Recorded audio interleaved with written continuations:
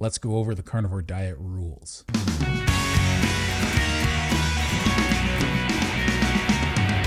Hey, what's shaking bacon? My name's Bruno Panucci. I hope you're doing well. So I've lost almost 160 pounds doing this carnivore diet. I still have about another 70, maybe 60 to go. Depends on how much lean mass I put on. I'm going more by inches than pounds when I get down to that final state. So before I get into this video, I'd really appreciate it if you would like, comment, and subscribe. Hit that little bell notification. I really appreciate that. It goes a long way in supporting the YouTube algorithm. So anyway, as far as the carnivore diet goes, you have to ask yourself, there's lots of people who do this carnivore diet, but there's lots of different versions of the carnivore diet out there. And it confuses some people when they're trying to learn about the carnivore diet, because they might go on a Facebook group and ask a general question like, are we allowed to have fruit on the carnivore diet? Or what kind of fruit are we allowed to have? And then they get bombarded by a bunch of really aggressive comments. So there's still some confusion out there. And the whole point of a carnivore diet is to be sugar-free, to be zero carb. This whole carnivore world came about from a website, Zeroing In on Health, that started many years ago, probably about 15 or more years ago,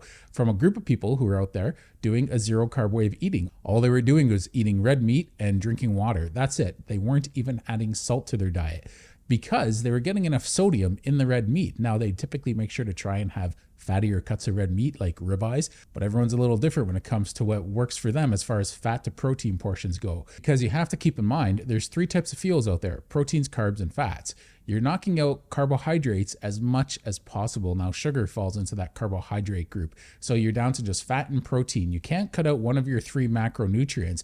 And by the way, carbohydrates are not only a non-essential macronutrient, you can also thrive without them in your way of eating. So you can actually notice that your joints feel better. We'll get into some of the health benefits a little bit later on, but you'll find that once you're down to just fat and protein, you have to increase your fat. Protein's not a great fuel source, so you need to increase your fat to compensate. So you start to get into keto ratios. So that's why lots of people leave the keto diet and eventually do carnivore, because they find they feel better once they cut out that last little bit of carbohydrates from their way of eating. We've already established it's zero carb, so you want to knock out any artificial sugars.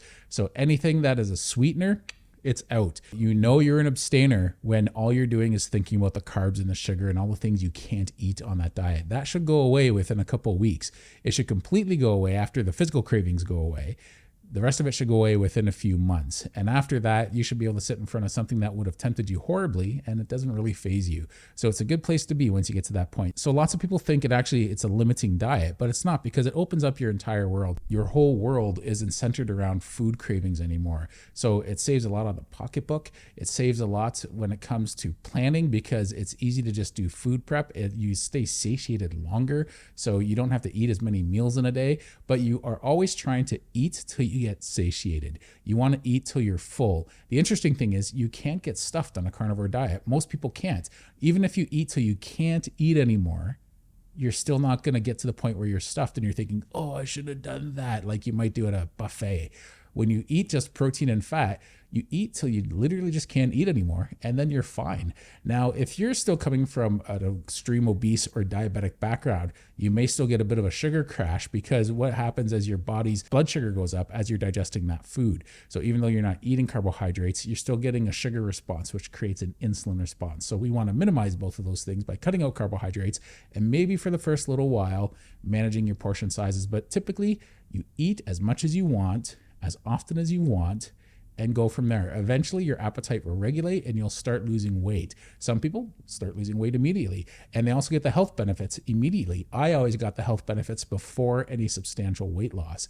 So that's the thing I love the most about doing a carnivore diet. So let's talk about the foods you can't have on a carnivore diet, because I find when you talk about a carnivore diet with people and they go, okay, so you have meat in your diet. And it's like, yeah, well, you only have meat. Yeah, that's it. Okay, but that's not bad, but you can still have like nuts, right? And it's like, no seeds or nuts or beans or anything like that.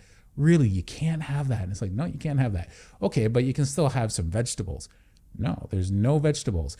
So there's no vegetables, there's no fruit. Those are carbohydrates. And especially the fruit is full of sugar. So that's the worst of the evils. Vegetables are one thing, but like, think about that. Bread's mainly a vegetable, right? Bread is something that is easy to overconsume. So any grains, any foods like that, no, they're off the list. So any fruits, vegetables, seeds, nuts, anything like that is off the diet. What you are allowed to have is beef, poultry, pork. You're allowed to have any seafood. Some people include dairy products. So when people are first adapting to this way of eating, they'll have milk sometimes, and it also tends to slow down weight loss as well as dairy in any general shape or form. Typically, that's what can happen to people. And once you're satiated, you start learning to get more in tune with your hunger signals. And then you start eating to the point where you're getting satisfied and you're not binging as much. You're not doing as much emotional eating, probably because your blood sugar is regulated on a more consistent basis. So once your blood sugar is regulated, you start losing weight and you just start having a calmer mind. Lots of people talk about the mental clarity they get on keto. When the people from keto go to carnivore, they're like, it's even better because it's like getting one up from where they were before. They thought they felt great doing keto. They notice an even more substantial response when they move up to carnivore. So that brings us to the question, why would someone want to adopt this way of eating?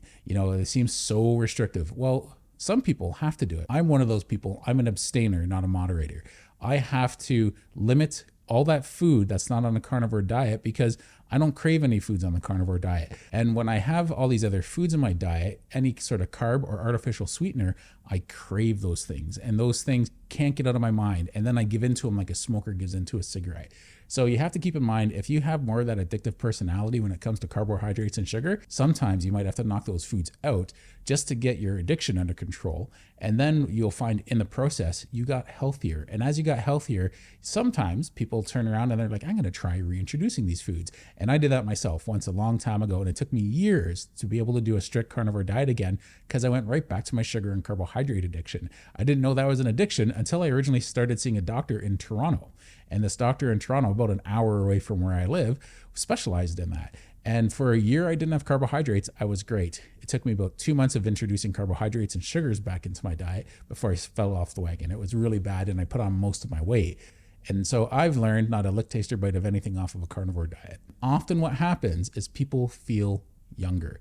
They feel like they're 10, 20, 30 years younger because now they're moving like they're in their 20s. Their joint inflammation goes away. Their blood pressure is better. All these other complications of health problems are better because all the important things like metabolic syndrome, research that. I've made some videos on that, and so have some other people out there. Their metabolic syndrome is now under control. And if you ask me, that's the foundation in most other health problems. When people have metabolic syndrome, everything else is at risk of just going out of control. So we want to try and make sure that we have our own health under control so that we can be there for our friends, family, and loved ones as the years go on. So we can be there to support other people out there who are trying to better their health from any way possible. If you don't need to do a strict carnivore diet and you can moderate, that's great for you. But you have to experience what it's like to do it strict before I would mess around with being a little more lackadaisical with it, doing it like 95%. I believe this is true. If you're only doing a carnivore diet 95% strict, you're probably getting some really good results and you might be happy with where you're at. I've seen it when they've done 95% and eventually go that extra 5% and get super strict. And that's when they got all the health benefits. It wasn't just the beginning part where they were like, no, I'm doing it. I feel good, but there was really nothing to it. And then when they got to that last 5% and they only knocked out that little bit of sugar in their diet, I'm talking a couple teaspoons a day, that was it. Boy, that's when they got all the health benefits. And it was like flicking a switch in their brain and in their body. They felt dramatically better. And that's when they started getting all the results and benefits of a carnivore diet. If you're an abstainer and you're still not being 100% strict with artificial sweeteners and different types of junk food, or even just vegetables or fruit, just find you could be torturing yourself and the cravings could just last and last and last. So if you try it, give it a shot. Be strict. It's only going to suck for the first couple weeks as you get rid of those withdrawals. So thanks a lot. I really appreciate you watching this video. Take care.